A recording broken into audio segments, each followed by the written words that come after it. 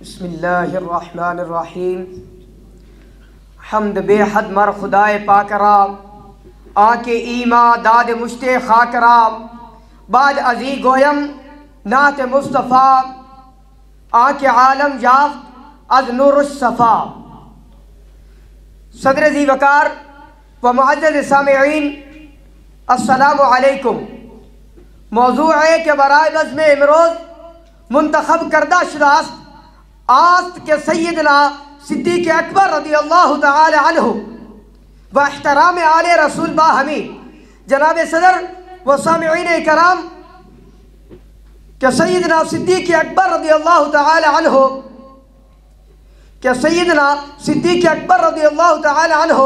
چنانکہ در حیات ظاہری نبی کریم صلی اللہ علیہ وآلہ وسلم احترام اہل بیت می کرد۔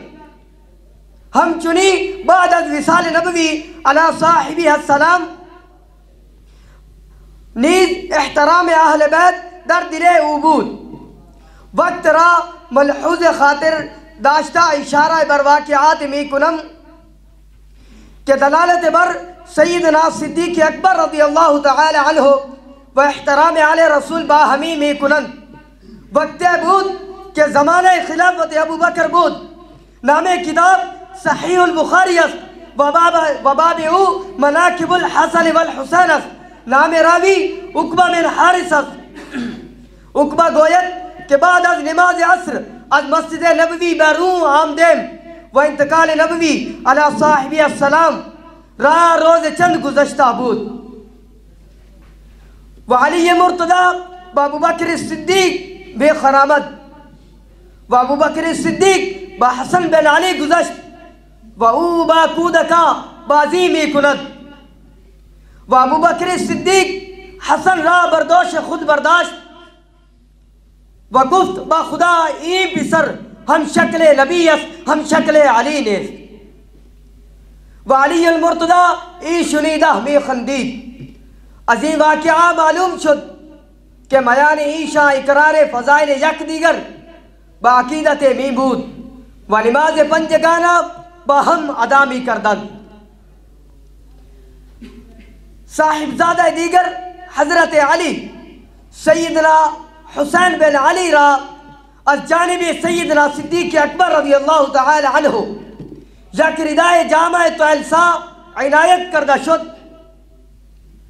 ای واقعہ در کتاب فتوح البلدان موجود است کہ چون در قیادت خالد بن ولید مقام حرا مفتوح شد، بس حضرت خالد بن ولید بخدمت ابو بکر صدیق رضی اللہ تعالی عنہ رداہائے طیلسا و نقدی 1000 درہم ارسال کرد۔ بس ابو بکر صدیق رضی اللہ تعالی عنہ حسین بن علی را یک ردائے طیلسا بیش بہا عنایت کرد۔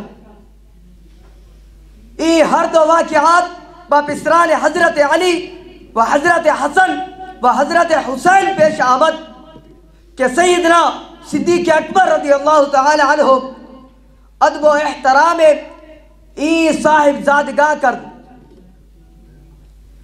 برادران من، از این احادیث و آثار معلوم گشت کہ سیدنا صدیق اکبر رضی اللہ تعالی عنہ و اہل بیت رسول اللہ صلی اللہ علیہ وآلہ وسلم احترام یک دیگر می کردن۔ در آخر از خدا تعالی سوال می کنم کہ باتفعل نبی کریم صلی اللہ علیہ وآلہ وسلم مارا از محبان و متبعان او شاہ می کند۔ والسلام۔